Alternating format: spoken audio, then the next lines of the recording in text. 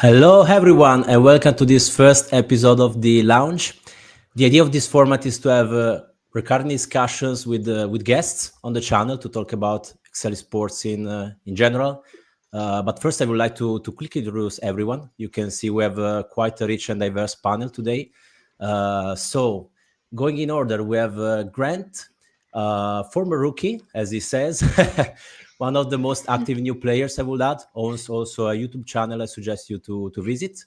Then we have Jack, that I'm going to move soon to put her near to Harry. Excel geek and robot fan, super active enthusiast of the Excel sports. Then we have Peter, top 2 parent. I love that. Peter, super solid competitor, long-term competitor, also regular case author. Then we have Harry, worldwide celebrity, the father of Lana Banana, I would add, long-term competitor as well. And then, last but not least, we have Benny, MECC winner 2024. So congrats again, Benny. Guys, I'm super excited to be here, and it's a pleasure to have you on this live. I see we have already some questions in the chat, but I would like to start with a quick one, maybe to break the ice for Jack. This one, I would like to know what's your favorite take on question on season 2024. Your favorite highlight for the season.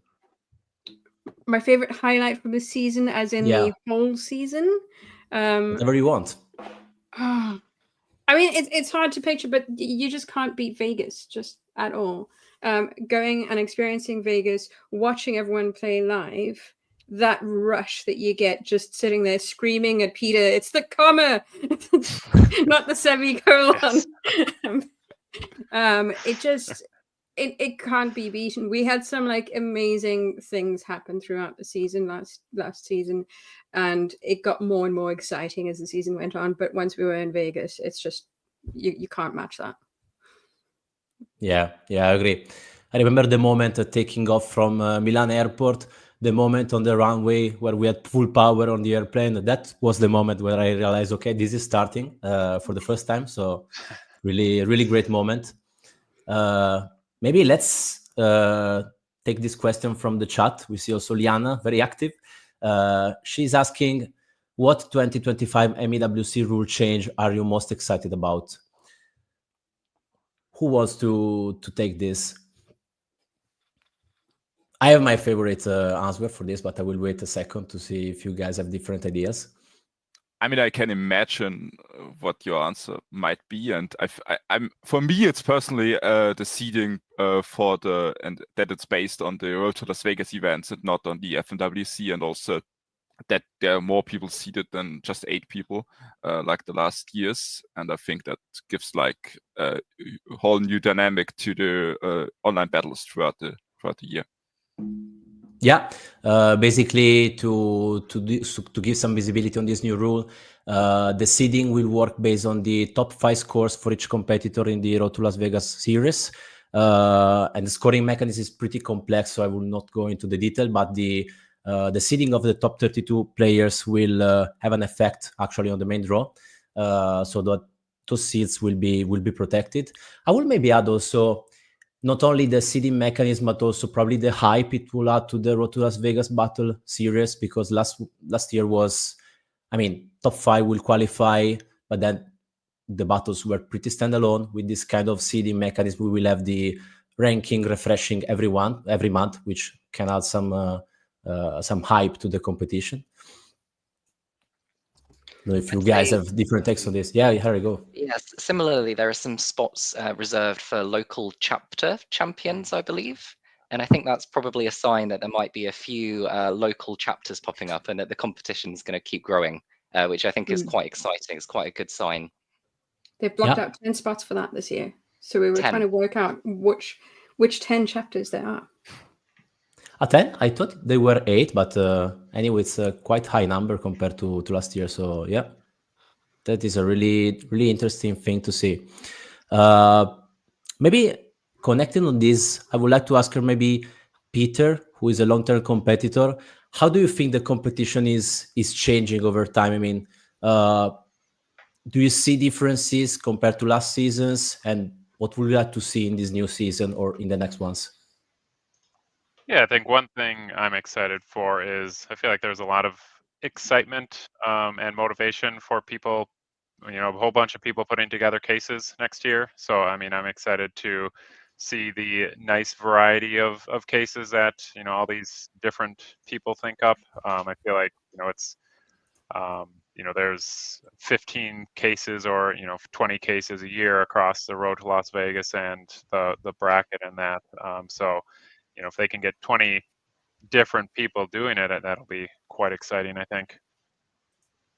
Yeah, absolutely. I think also Dim mentioned he has a backlog of cases to solve on this channel, which is still growing because the number of cases from the MEWC, from the Road to Las Vegas, from local chapter is increasing. So yeah, lots of opportunities to learn, train, have fun. Absolutely. There is one I'm interested in seeing come up, and that is we do have the under 25s and an over 50s qualifying from each round of Road to Las Vegas. Now that is going to kill me in last chance qualification, but in a few years' time, I won't have to go up against him in trying to get qualified. So I'm kind of excited to see how that pans out, because we don't have a lot of over 50s in our group. We do have quite a few under 25s in the community groups that we have set up, but we are limited on over 50s. So I'm really excited to see who comes out of the woodwork there. Yeah, absolutely.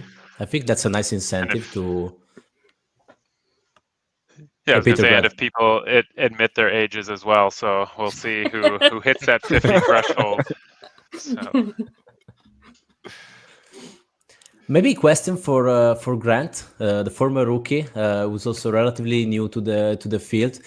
What do you think we will need to make this esport grow? We mentioned the local chapter. Do you see any other factors or things you think might help this competition to grow even more in the future?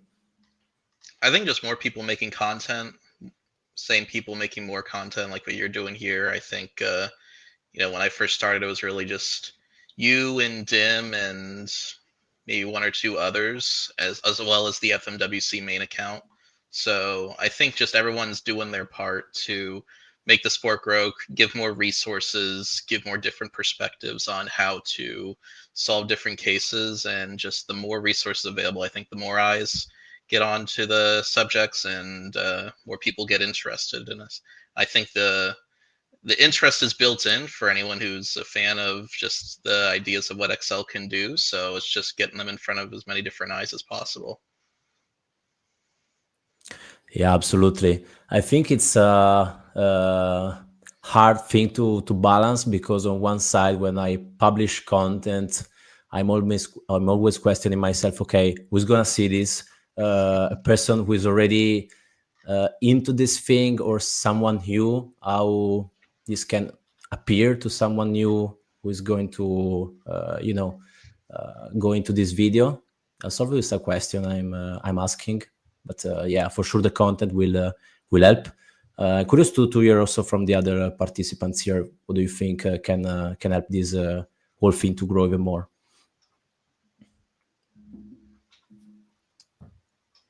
While they're thinking, I'll just bounce out one more thing in terms of content making is I think you never know what video you make will be the one that somebody sees. For example, Lorenzo, your Baccarat solve.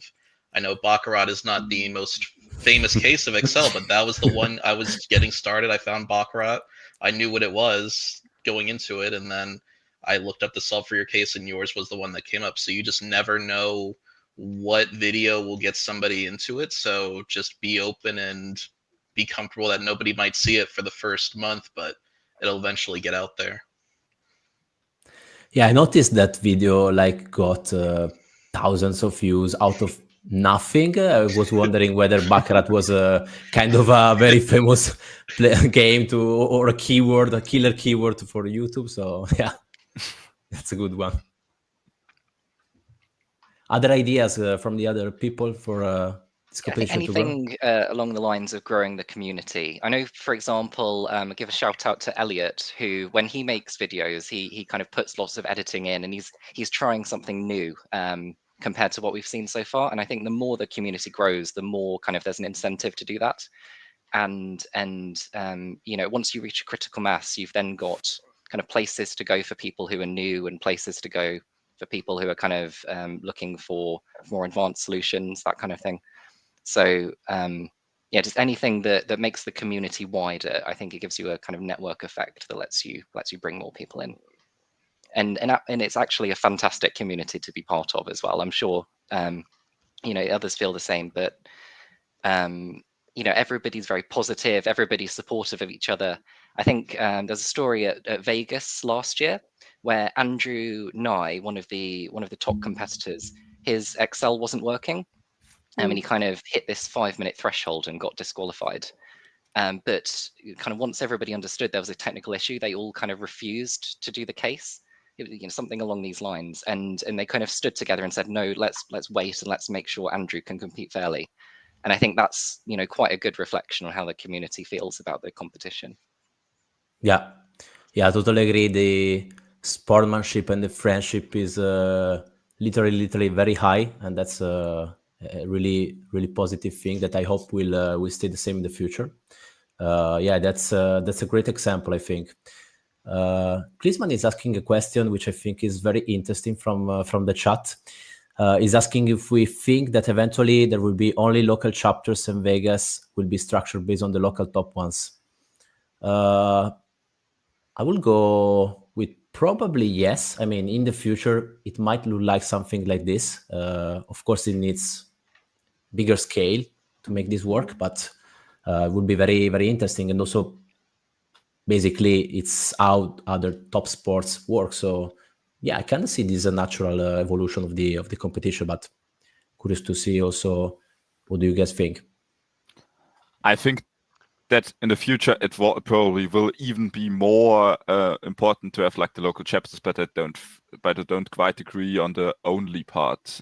I think there will still be different either online or even worldwide battles in person for besides Vegas that still have like an impact on the finals for Vegas, which is also like the same, which is true for many different other sports or esports. So you have, of course, the local chapters, the local tournaments that will qualify you to Vegas, but also many other different competitions. Because I mean, how else would you structure it? The US alone has like more or half of the people at the moment, and I cannot imagine that like the champion from Austria is like competes alongside just one person from the US. So you probably would have to like split it up or something along those lines. Yeah, and I think there's a lot of overhead as well for the creators of local chapters. It's not individually run by FMWC as we're creating chapters. They need volunteers to make the local chapters happen, and the amount of effort that's required is going to limit how much growth those local chapters do get. However, I believe there's a space for those local chapters to be bringing in the champions straight to the finals, which is fantastic, limiting my chance to get back in the last chance qualification round a little bit. But I think it's fantastic. I think it's fantastic to just be like able to pull in new people from a different route and to maximize the number of routes that we have for people to get exposure to the sport. It also potentially could help. At the moment, the one thing I'm noticing is there's a mass growth in the last year even on the number of people that we have in this sport, and it's now getting a little bit hard to keep track of who's who, and I don't know everyone anymore. It's becoming like there is like just a large mass of people, and by starting to have kind of the subgroups in the chapters, you might start to kind of like have like many kind of sections where people get to know people local to them as well. Yeah, I think for even the US, there might even be, like you mentioned, there's so many people in the US. If it grows to an extent, we might even see an intermediate competition just for US on getting people to Vegas as well. I don't think that's too out of the question, assuming if it does grow at the rate it's doing. What do you guys think The penetration in US and probably also UK and Australia, I think, is very high. I mean, compared to other countries, for example, in Italy, we are 3 people, me, Sergio, and another folk. So, but Excel is still used. I mean, we still use it. So I was wondering why. Is it marketing? Is it cultural? Is it what? I think a lot of it's language. Yeah. It's going to be down to language. We've got an advantage of being first language, and it becomes easier for us to read and comprehend the cases. Well, for most of us anyway. But when you're doing it in a second language, absolute respect to those of you that are just hitting the top tier there, doing this in a second language. The local chapters are going to be great because it gives you the opportunity to play in your local languages. But also it should start bringing some people through. But when you're hitting, like looking at Benny playing in that like final, it's just mind-blowing watching him. He's just like way above everyone else, and he's doing that in a second language. That's amazing. And I think that's the barrier. That's why we have such a mass from English-speaking countries dominating. Yeah, that's probably a nice take, and I think also credits to Klinsmann, who is doing a great job in Brazil to spreading the word and making that accessible to everyone. So he's growing a very strong local chapter. So very nice job. I see another comment from the chat from Samantha. She says there needs to be more European chapters. So totally agree on this. Maybe also some European-based competitions would be really nice. Yeah, I think also the level of knowledge of esports can play a role. For example, take the example from Italy. Esports is basically zero. I think also in other fields, maybe US and other English-speaking countries are more evolved. Also, probably Asia is quite mature in esports. Yeah, and one thing I think that will help, in the years ahead is like the MECC becoming more popular. I feel like they have a wide footprint. I can't remember how many countries they had, but they had a wide range there. And as they get those countries and people younger, they're going to hopefully continue doing this, as they finish up their school and move into the MEWC. So I think having that pipeline will be add some additional people and areas as well. Absolutely. I see Juan from the chat suggest. I mean, Excel man from the chat, how they call him in Chile. Maybe we can use the new translate function to help non-English speakers. How good is it? I don't know. I never tried it actually. I'm among the few in Italy using Excel in English because we have some very weird names for functions in Italian which I refuse to use. So never leverage the translate function to any mean. But yeah, that probably might be an idea. We'll probably add a couple of extra seconds to people solving cases, but could be a starting point for sure. Yeah, I mean, you could also introduce you have the question structured, whatever the question is, and you have next to it a box. I think Julian suggested something along these lines already. So you have the question in English, and right next to it you have the translate function already written in the case, and you just state, or I think Excel does it automatically and translate it to your local language if you do not state in what language you want to translate it.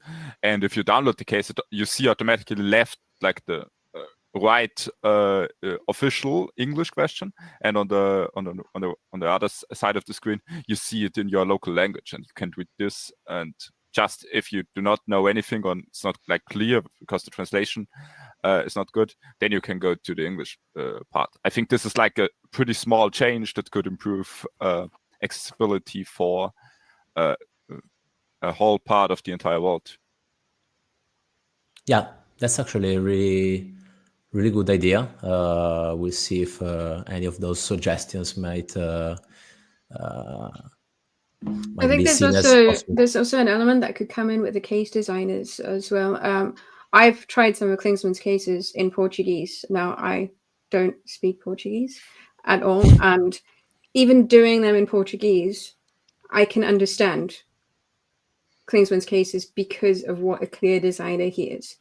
So there's, I think there should be a real push for kind of that clarity in the cases, where even if it was in a foreign language, it's easy enough to understand. And I think, yeah, everyone can learn a lot from Klinsmann on that count, just being able to create these cases that are intuitively understandable. Well, I think we can all agree on the fact that the less words in a case, the better. I think both Peter, Harry, Klinsmann are really good examples of really strong case authors in this sense. Oh yeah, I think so. I mean, Lana is a gold standard in terms of intuitivity, and also scares me a bit when I see when I see her. But by the way, are we gonna see Lana in 2025? Nah, joking. You don't need to answer to this. You'll have to wait and see. But I have a question related to this, maybe more on the case design people. How do you balance the difficulty of the cases when you write them, considering that the level of the competition is evolving in the time? So 2 years ago, difficult thing was to run a unique without dynamic arrays. Then it was to split on uncommon icons. Now we are on a completely different level.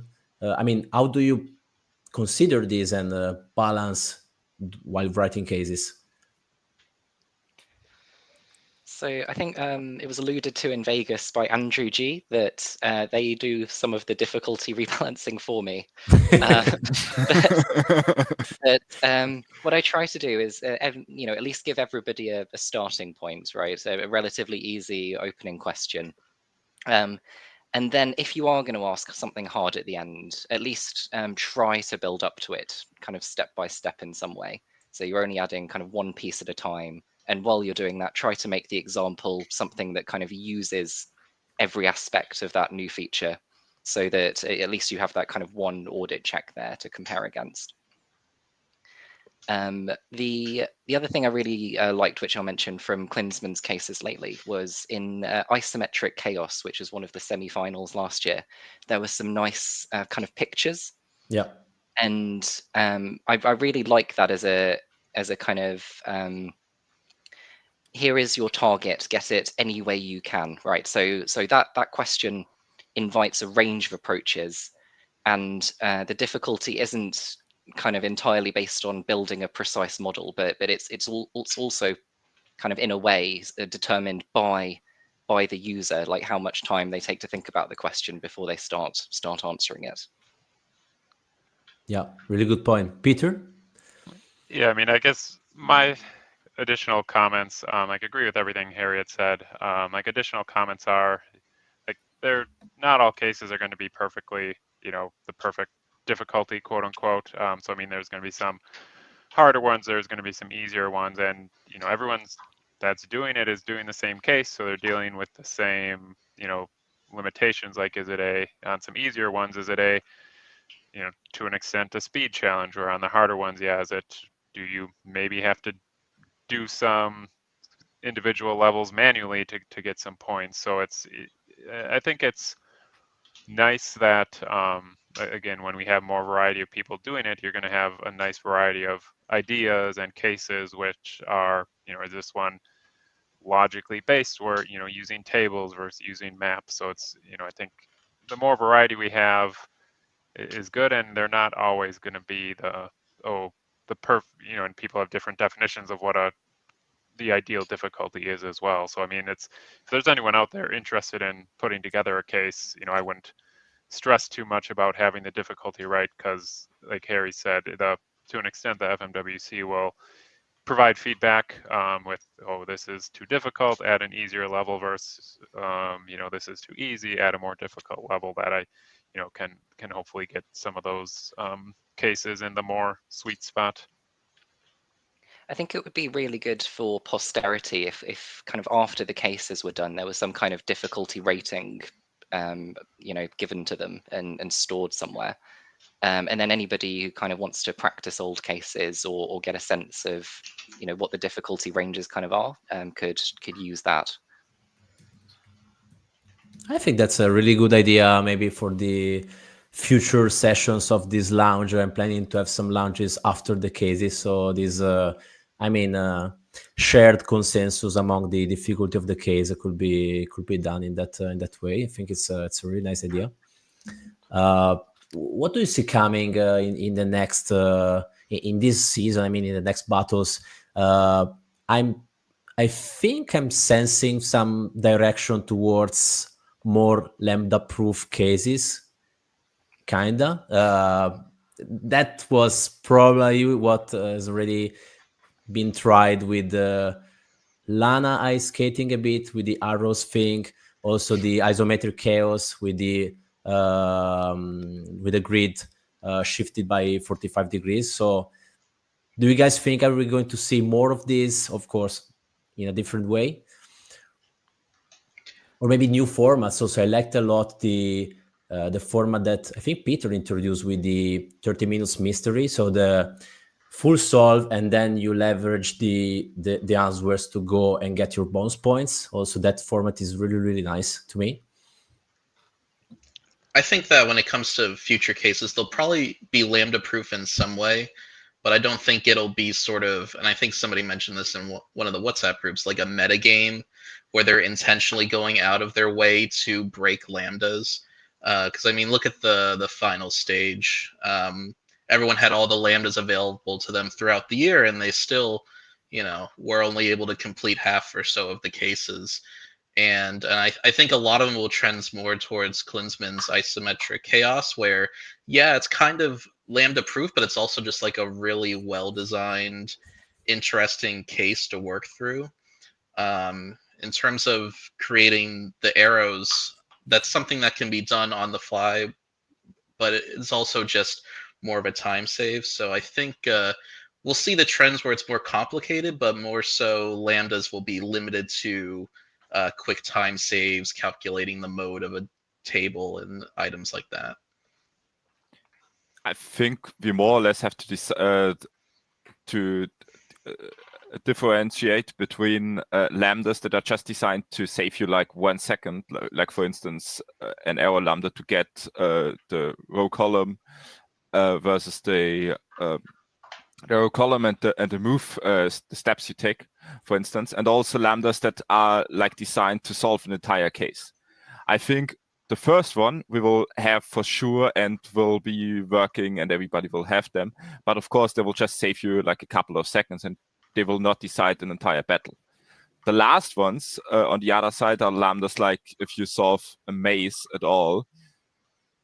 Those lambdas can be really useful, and I think we should look for the cases that they are not like too similar, that a specific lambda can solve the entire case in just 5 minutes or something like that. But also it is like a challenge if you have a lambda that is specifically for a maze, and then it's like a bit different, like the isometric case, that you can adapt on the fly your lambdas to work with that, or you go like the other way and you build your completely new model. Yeah, I totally agree. I think on the first example you mentioned, it's probably kind of the direction in which many tools are going. For example, the ORobot goes into the direction of micro automation. So it's not supposed to have, I mean, it can also have, okay, here we go with the, with it. Can also have full lambdas to go top to bottom into a case, but it's more, I think, towards micro automations. On the second example, I like the similarity with the trading. I mean, you can have full lambdas, but those tend to overfit really quickly. So if the case is exactly like that, same conditions, same constraints, then you go with 5 minutes. If a bit goes wrong or different in a different way, you're probably going to run into some troubles or some heavy customizations to be done on the fly, which are not probably the ideal situation I would like to be in. But of course, that's also where the ORobot comes in, because with the added lambda, and a really great example for myself is the portals case from Grayson Hun, I think, from the online MEW zeros. I mean, it was the case that knocked me out, but I'm still so happy with how I solved this case. Me too. Because it was like, I mean, I scored 1180 points, and I could have solved the entire case, and I would have still knocked out because Adam Carter also scored the entire points, and he was 2 minutes faster than me. But the thing, I built an entire Lambda based on the video, like the dim approach, how I think Julian likes to call it. I built an entire Lambda that could solve like level 7 instantly based on the video. And then using ORobot, I was able to adjust the Lambda on the fly really good to be able to do like level 6 and 5 also. But I think I was like not completely used to ORobot at the moment, so I didn't know exactly to save Lambda as, so I also always saved just the save Lambda. And then for level 6, I think I needed both of the Lambdas, so it was like a bit difficulty, but I think ORobot really helps you in like editing your Lambdas on the fly and makes this much easier than before. Absolutely. See a bunch of questions in the chat. Juan again is asking, how will you guys feel about broadcasting competition having multiple streams so you can stick to a single person's work? Can that even be done on YouTube? I think he's probably referring to having the option to see what every player is doing, which I think would be a really nice idea. How do you feel about this? Nervous? Happy? Yeah, if someone's focusing on my work, I mean, that'd be a lot of pressure there, and you really have to, have all your mistakes out there, especially if you're on like the main stage too, where you're in front of everyone live. But I think in terms of implementing that, I know with Twitch there's something called multi-Twitch, but I don't think there's anything like that for YouTube, or that would be possible to do at this moment. So probably just a pipe dream now, which is good or bad depending on the type of person who might be competing. I think it's probably a solved problem in the world of esports. I'm not that familiar with how esports works, but you've got almost the same situation there. So whatever they do definitely can work, and that's a direction we could therefore go in. I definitely would agree with that. Oh, sorry, I didn't mean to cut you off. I definitely agree with XL Man, though. It is, I think one thing that's just hard for a spectator, and this might be with how the game can grow, is just, it's just hard for the announcer to judge, like, if they're going to be able to capture an exciting moment where somebody does get the solution, or they're just spending another 2 minutes troubleshooting and they have to jump to someone else. So I definitely agree there. And I think from a spectator perspective, that is 100%. It would be amazing to be able to do that, and also to be able to kind of just knock the stream back 5 seconds so you can see what the hell they just did there. Get a little replay action in. But from a technical perspective, just trying to get something like that set up is incredibly hard. So what we need to look at now is what technology is available in order to actually achieve that, and the costs of just doing something half as good at that is like quite high and quite difficult to get hold of. Yeah, I can see also some appreciation from the chat. Liana would like this a lot. I would like this a lot. So that's a nice idea. For the finals in Vegas, I think we already had like the multiple screens for all of the people on the stage. And for the finals, I was sitting next to Ella Boberg, and we were sitting right in front of Nick, her husband. And of course, she was focusing just on him, and she's not that familiar with the entire esports scene, so I was just sitting next to her. And so you were translating what was going to happen. Yeah, I was also said, okay, I'm committing to supporting just Nick for the finals. And then I looked for the entire finals on Nick's screen and on the scoreboard. And I could tell from what I was seeing from Nick, not exactly what the case was about and the entire thing, but I could see how far is he when solving this, and looking at how many points can he get, what is he trying to do, and all of the facts. And I was saying you can relax. He is not going to eliminate it. And then I saw that he eliminated like the color for one of the questions. And then I said, okay, I think now it's over to Ella. And yeah, it was then over. So I think if you can focus just on one person, you can capture exactly what they are trying to do. But of course, the big problem for a spectator in this specific scenario is you do not know what all of the other people do. I looked at the scoreboard. I saw Michael Jarman was on top, but not exactly how the entire thing played out. So you always want to have like the compromise of getting what the people are trying to do and what is the entire what are the people trying to do and what is the current standings. And the big question is like 12 people already too much to be spectating? Is it 4 for the live streams? Is 2 like the optimal scenario? Then you can focus on both a bit, and I think that's the most important question. Yeah, absolutely. Absolutely. It's kind of tough to balance because, I mean, other esports are based on what is probably happening in a field of play which is shared among all the competitors on stage. For example, gameplays, or I don't know. So that's, I mean, straightforward. Other ones, for example, I got interested recently in geoguessing, where basically you are provided with a Google Maps image. You need to figure out where in the world is that place. But that is based on short efforts, like 30 seconds. So it's not really an issue to follow what is going on. For Excel, we have kind of a different format. So that's a question going forward for sure. I see another question for Klisman, who is asking, it's basically saying the main barrier to entry for new players is the impostor syndrome, or I would also say the fear of not being good enough. He's asking whether us, I mean, pro players or whoever wants to answer, still relate to this feeling.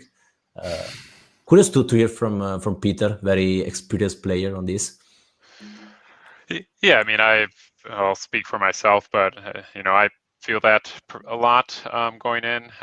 Even meeting and talking with people in Vegas and that, it's like, is it, am I gonna match up, be able to understand what they're talking about? And you know what, sometimes you're not going to understand what they're talking about. Like Harry, sometimes you'll say some things I'm like, I followed 5% of that and got lost. But it's gonna happen. You're gonna feel it, and it's something that probably a lot of people deal with. And I think the good thing is, you watch some people on their streams, and they're doing some really different, potentially complex things that you wouldn't think of, but there's lots and lots of different ways to do it. Like, you don't have to do it how Dim does it, or how Andrew does it, or Michael, or anything like that. It's, if you have things that work for you, then do what works for you, and get some knowledge and some tips from them to incorporate into what you do. But hopefully the environment, the people doing it are welcoming enough, and that's what I've seen, is that it doesn't matter what your skill level is. Like, you're going to be welcomed in, you're going to be part of the group, and that's the most enjoyable and important thing. Yeah, there's absolutely no shame at all. So the first time I participated, for example, it was in the Financial Modelling World Cup, and I spent about 90 minutes faffing about with question 1 and scored about 5-10% of the marks. But kind of what I got out of that was that I learned something, right? And if you're kind of sitting on the sidelines thinking, oh, it might not look very good for me if I do this, it looks fun, but I'm not sure that kind of I'd feel good about scoring low. It's the choices you make will determine how much fun it is for you. And I say it's much more fun to get in, get learning, and you'll feel much more confident and better in yourself afterwards than if you had just sat on the sidelines and thought, maybe one day I'll do some preparation and enter, but I'm kind of a bit too shy to go into this. you've really got to kind of put your foot in the water to start swimming. Yeah, I think coming from myself last year when I was getting started, even midway through the year, even though I was still very new, I still practiced a bunch throughout the year, had a few cases, and even then I'll finish a case live and just think like, what happened there? Because I'm naturally a competitive person. I actually have high expectations for myself, and it does feel like in the media moment, just disappointing to not live up to your own expectations. But at the end of the day, there's still some extremely good competitors. It's going to be very difficult to make it to the point where you're going head to head against them. So really, you just make your own goals along the way, and just go in with the idea that even as low as I did last year, people around me were still really stoked. It's naturally interested. People always ask you more. So I think just, playing in itself is the reward, and then everything else is really just a bonus on top of that. Yeah, I agree with that. I think you just have to get started, and then you see it's fun, and you hopefully stay with us. And I mean, for me, I tried, I guess, one of the cases that were available for free. And then I decided, okay, just sign up. And I was 11th for my first Road to Las Vegas battle, which was my best ranking for 1.5 years. And I certainly got better during this 1.5 years, but I didn't reach a higher score. It was, I think, Peter's case, Whack-A-Mole. I think, is this case from you, Peter? Yeah. Yeah. Okay, yeah. Then I'm right. But how I approached this case was like completely catastrophically in retrospective, I think. But I still got a very good position. So it's more or less you just have to get in and try it out with what you know, and then look on how far you get, and then learn everything new during the competition and when competing. Yeah, I remember my first case was probably maybe a card game in which question 1 or 2 was about counting the number of spades or whatever, so the suit. And I remember having to split the cards because that was a string, extrapolate the suit, and then running the countives. I felt like, I don't know, a superhero. Then I got into question 3 and I said, no, okay, I'm going to stop here for now. But yeah, I tend to agree with Grant. I'm naturally very competitive person as well. So I was hooked from moment 1. I decided I needed to train for this thing, and here I am.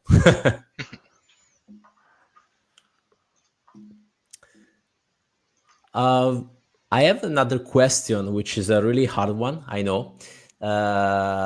It's both a thing which for me is curiosity, but also scares me a bit about the future of the competition, is the role you think AI can play in the competition. Generally speaking, I mean, I think last year we had the first demonstration of how powerful it can be. I'm referring to the simple case. Where people leveraging AI to write a short code to solve that had probably an edge compared to people going with the usual solve. What do you guys think on this? Are we going to see AI this year playing a crucial role, or do you think it's too early? I personally think it's too early for the majority of cases. At the moment, you don't have an edge. AI has an edge with code writing over the human, but you won't have an edge for setting up a spreadsheet. I don't know if anyone else got Copilot in the last couple of days. Show up on the 365 as well. I've tried to get it to do a few things, and it's not at the point where it can actually do anything constructively useful, and the amount of time you have to spend explaining stuff to it takes too long. Under timed constraints, it's not going to be much use. Maybe FMWC, where you've got 2 hours and you don't remember how to do X, Y, or Z, that could be useful, but not for the MEWC thing. I'm not seeing at this point it being a huge challenge, but when you get those most difficult cases, as you said, the simple case, for example, or something where Python will really come into play, that could really be a game changer in those specific instances over the next year. But I think it needs another year or two to get there. Yeah, I think you made a really good point. But we are also starting to see some models coming that can help you also in the general context. For example, you can talk to them, they can see your screen. So maybe this can be a step forward considering the time constraint we have in the battle. But yeah, generally speaking, I agree with you. Curious to see if we had other opinions here from the guys. I think it'll be a little bit like how Lambdas will be going forward. Like Benny pointed out, with a lot of the newer cases, the challenge is not setting up how to model movement with arrows, which, don't get me wrong, starting out for me was a challenge, just having no concept and going from even just splitting a cell reference from letters and numbers. But once you get to that point, the challenge is really what can you do with that information? And a lot of these chatbots don't know that you have your own Lambda to translate arrows into going from whatever information on a map. So I think as the case designers get more interesting throughout and more creative, I think they naturally compete with what the limits of AI can do at the moment and what limits of Lambdas people can prepare for in advance. I think I feel quite firmly, and I should add in context that I use these models a lot at work, kind of exploring the limits of those in order to actually match up prices in the supermarket, of all things. I think it's very clear that outside of the training set, they can't, and it's a bit of a joke at the moment, but they can't reason, right? So how they basically work is you are compressing the training data into some form. And the thing about compression is if you compress something, it starts to look a bit fuzzy. And what I mean by that is if you kind of swap out pieces of, a chunk of creative writing or something. So you swap out like the word good for great, for example, it looks very similar.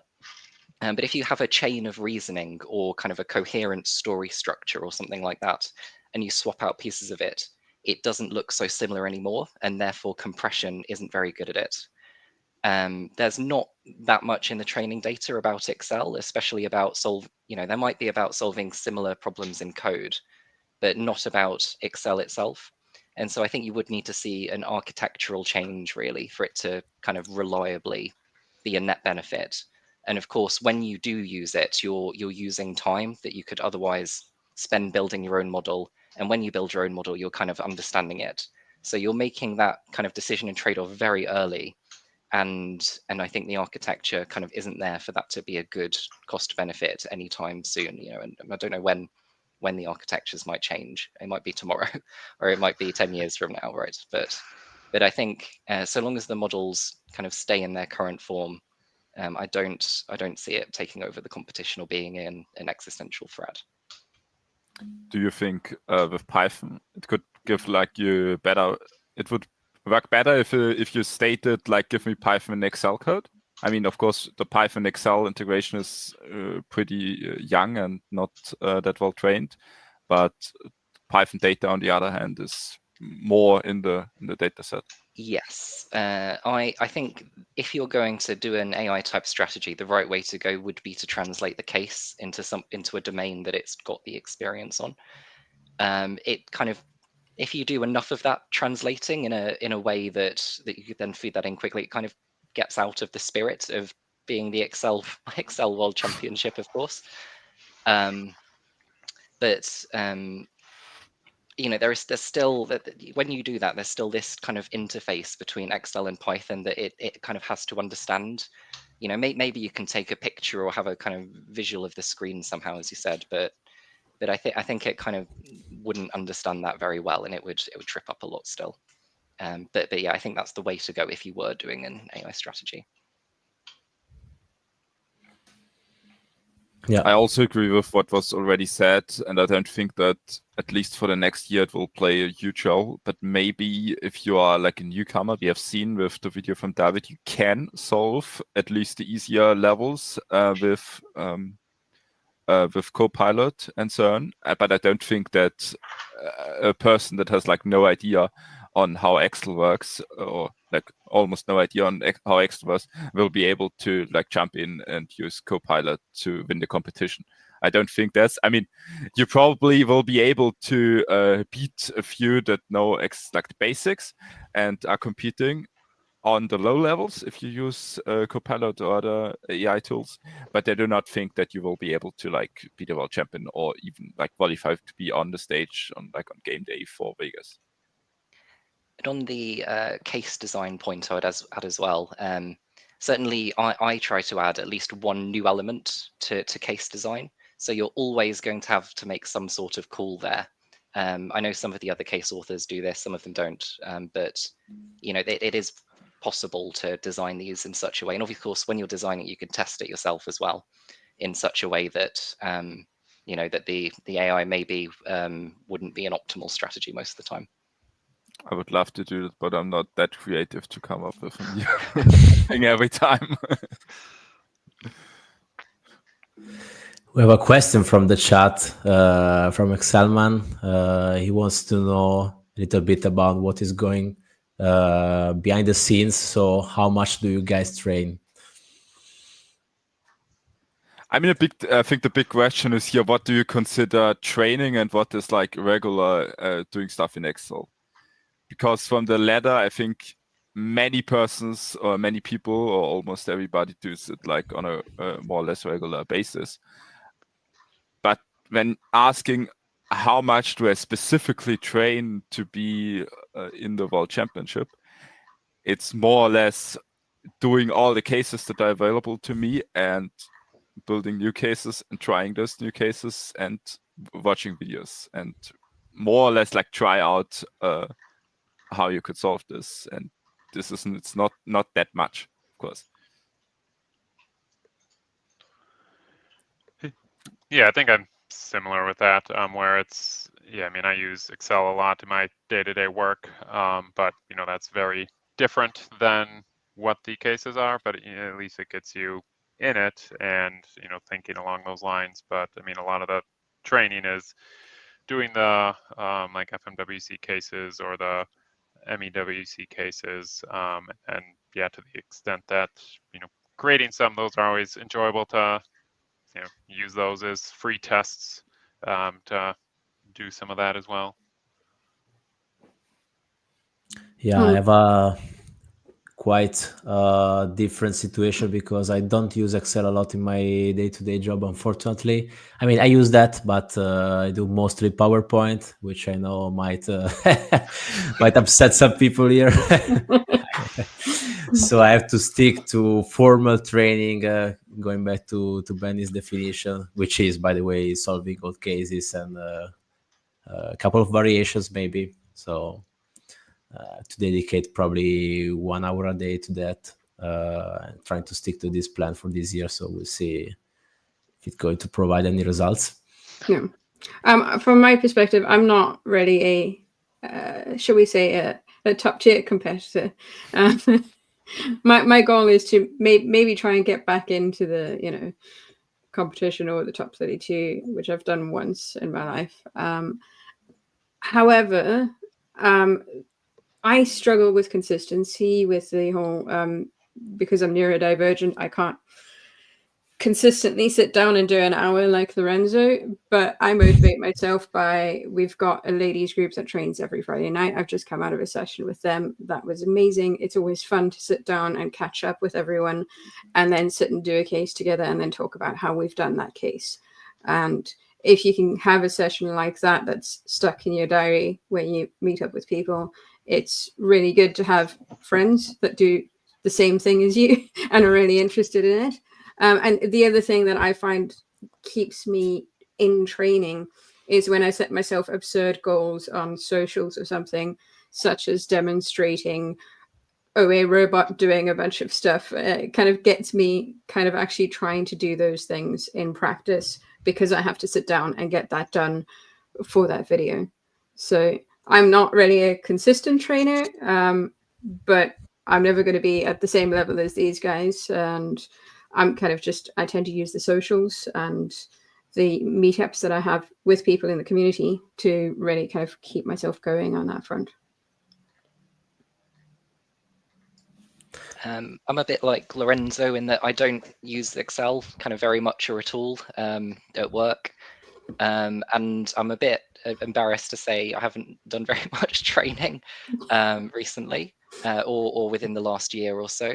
Obviously, when you do the battles themselves, that's training in some form, and you won't, ever get the same experience from watching others do cases. But when you watch others do cases, sometimes it can give you ideas that you can bring into your own game.